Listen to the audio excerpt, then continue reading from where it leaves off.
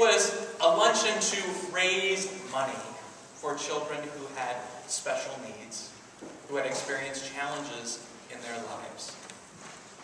And the father began sharing a story about his son. He talked about how his son had been doing in school, some of the struggles that he had had, and how one day on a sunny weekend they were out for a walk. And walking past a local park, they came to a game, a baseball game that was already in progress. And his son looked out at the field and saw kids that he knew from his class. And he turned to his dad and said, "Hey Dad, can I go play baseball? Can I play baseball with my friends?" The dad bit his lower lip and said, "Well, let me go see." He walked over to the baseball field and he saw one of the kids that he knew from his son's class. And he said very slowly, "You see Shay over there? He'd really like to play baseball. Is that okay?" Now he anticipated the kid looking up and saying, "No way. Not going to have Shay on our team. Or at best, maybe we could give him to the other team." But rather, the kid looked up and said, "We're already down by 6 points. It's the 8th inning. We'd love to have him on our team." So the father motioned for his son to come over, and Shay came running as best he could. And the kids pulled out an extra jersey and put it on. Now, they went on playing this game, and over the course of the 8th inning, they scored 3 more runs and were only down by 3. And Shay went out in right field. No balls were hit to him. And at the end of the 8th inning, they went in. The kids batted. 3 people got on base. The tying run would be the batter at home plate. And who was up to bat but Shay? Now, the father sat there in the stands and expected for the kids and the coach to sub in someone else. Rather, the kids said, "Shay, you're up. Here's the bat." He went up, and the pitcher from the other team looked out, and he saw Shay there. And instead of just whipping it the hardest to try to get the strikeout, he took 3 steps forward, and he lobbed it into the air to give him a chance to hit it. Shay took a mighty swing and missed. The pitcher got the ball back. He took 3 more steps forward. He lobbed the ball. Shay hit the ball right back to the pitcher. And everyone yelled, "Shay, run, run!" The pitcher picked up the ball, looked around, and threw it as hard as he could over the first baseman's head. He missed it. It went out in right field. And then Shay got to first. He was safe. The kids kept running and everyone said, "Shay, run to second, run to second." The right fielder finally got to the ball and realized what the pitcher had been doing the whole time. Picked up the ball and threw it as far as he could over the second and the third baseman's head. Shay ran on to second, and then the shortstop helped him keep his direction going by running from second to third. By this time, the whole audience is in the stands yelling, "Shay, run! Shay, run!" He turns and runs around third base, goes running home, and scores the winning run. Now, the question in that story, in my mind, is, who is the leader? Who is the servant leader who steps out and does something new and different, who looks at the world in a little bit different way? Was it Shay, simply asking that he could play, thinking that he could be part of a team? Was it the father who was scared but stepped out and was willing to ask to see if there was a place for his son? Was it that first kid who said, "Come on, we're already down. We'd love to have him on our team"? The pitcher, the right fielder, the list goes on and on, wondering about what it means to build up the whole and to create a more welcoming space, and to be centered more on persons and relationships than on winning and losing, on who is greatest. Today, as we come into this text, it really blindsides us in a lot of ways. Although last week we got a really nice reading in which Jesus has already been trying to unpack for the disciples the way of the cross. What it means for them to follow him. That it means suffering and it means challenge. That it means stepping out even to the point of death. That it means new life on the other side of death. But somehow today we realize that the disciples didn't quite get it that go round, as is often the case. And so Jesus is back telling them again, and maybe again, and again. And they're silent. But later on we hear that they're having kind of their church parking lot conversation, where they're back behind him, figuring out some other things. Who's the greatest? Is it James, or is it John? Is it Simon Peter? Maybe even Mary Magdalene. Let's shake things up a little bit. They're having this conversation around who is the greatest in these disciples following Jesus. Somehow, he gets an air of what is happening. And he calls them to him, having a conversation in which he challenges them, taking a child. What I love is we don't know if it's a little girl, if it's a little boy, how old exactly the child is, but that Jesus takes this child, puts the child in their midst. And back to something from a couple weeks ago, where Jesus wasn't exactly the most tactile and welcoming when we encountered the Syrophoenician woman and some other things. This time it says that Jesus takes the child. There's something where Jesus has become even more himself and even more engaged in this ministry. He takes the child and places the child in their midst, telling them that if they are going to really welcome him, living out this faith, then they need to be like this child.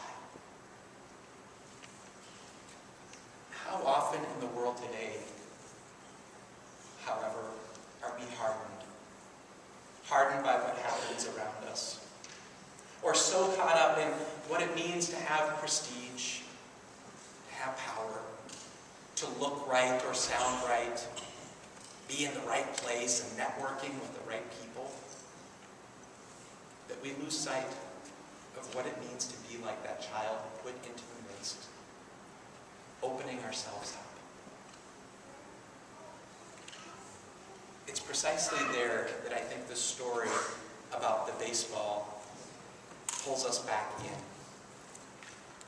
Because you see, that one game that Shea got to play became a highlight for him. He, all of a sudden, had a story that he loved to tell to his friends and family. And in that moment, he was a hero with the help of a whole lot of other folks. And he realized that. I want to imagine what his face looked like when he got home and told his mom about that baseball game. The reality is, Shea didn't get to play another baseball game. He didn't make it to the next summer. But that one piece gave him such incredible hope and life and witness. And I think about us as people of faith. If any of you have been here on Ash Wednesday, you know that it is one of my favorite and also one of my hardest services to get through. Because as people come forward, you make the sign of the cross and say, remember you are dust, and to dust you shall return. And as I've talked with my colleagues over the years, we all come to that same place.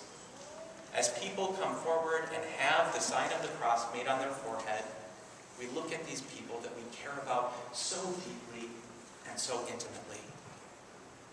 And yet also know that next year, some of those people may not be here.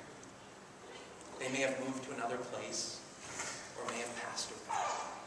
And then those words of, remember you are dust, and to dust you shall return, take on such significant meaning.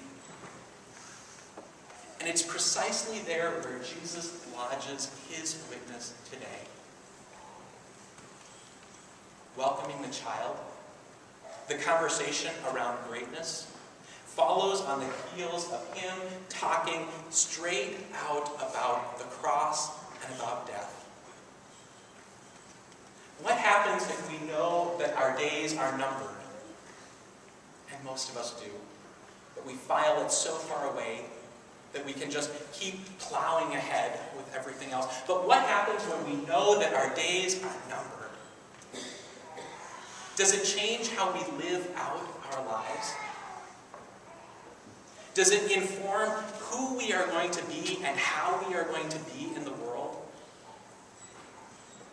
That instead of racing off to a business meeting and being exactly on time or 5 minutes early, we pause and we have a conversation with someone at the school or at work. Or we pick up the phone to call a friend that we haven't talked to for a week or a year and say hello. When our days are numbered and we know that we are heading towards the cross, does that change how we are going to be and how we are going to live? Does it allow us to crack open those harder shells and hardened hearts and to be vulnerable again? You see, every week we come into this space. Some people are struggling with relationships or being single and wanting to find someone, or having found someone and figuring out what it means. Some people come into this space and they're trying to figure out vocation, what it means to really live faithfully, when a job gives life, or when it seems like the doldrums and you're just trying to get through. Some people are struggling with anxiety or depression. Some people are just longing to know that there's a place where they can be heard and held, where they can be. Some people come in for reprieve, having rushed every single day of the week to get to work or to get kids off to school, to deal with temper tantrums in the morning, bath time at night. We all bring these different pieces of who we are. And as we talked about in adult education, we come into this space and people say, how are you doing? And we're pretty good at saying, fine. You know what? The cross is here. We're dying. We are dying, and if we are not in this place where we can be vulnerable and open our hearts again like that child to live in new and profound ways, then we are in a lot of trouble. Because the outside world wants to sell us the next shampoo that's going to give us better hair, the one that's going to clear up any acne, the deodorant that's going to make us smell really great so that that person down the bus looks at us and says, woo! Right? They're going to sell us all of these things that are going to help us try to forget that we are on our way to the cross and that we're dying. And they're not worried about us stepping out to be servants one to another. Right? Very few Fortune 500 companies are really that worried about where we are going to be servants to one another. And so today is the place where we are called to be re-centered and to hear again that God is alive in our midst and is changing us. Changing us so that we can be like that child, and rather than have our aspirations centered on greatness of wealth and money, power and prestige, that our greatness can be about being the least of all, the last of all. Opening ourselves up again to God in faith and to one another. Are we willing to be that kid? It says, we're already losing. We're already on our way to the cross. Come and join us. Be on our team. Are we going to be the pitcher who says, I know what I'm supposed to do. I'm supposed to throw really hard and really fast, strike them out, and win? Or do we take a few steps forward and say, you know what? This person's life maybe isn't all that we hoped it would be. Maybe not all it's cracked up to be, at least at this moment. What happens if we realize we're in it together? Are we willing to be the dad who steps out and at the end, in the face of the cross, goes on to tell the story that other people might know new life, knowing that death does not have the final word? And then can we really join in making the sign of the cross on each other's foreheads, remembering that we are dust, and to dust we shall return, and to sing out through our tears and through our lives that if we live to the Lord, and if we die to the Lord. So whether we live or whether we die, we are the Lord's. That's an incredible witness, calling us into the cross and into service. May it be so for us this day and always. Amen.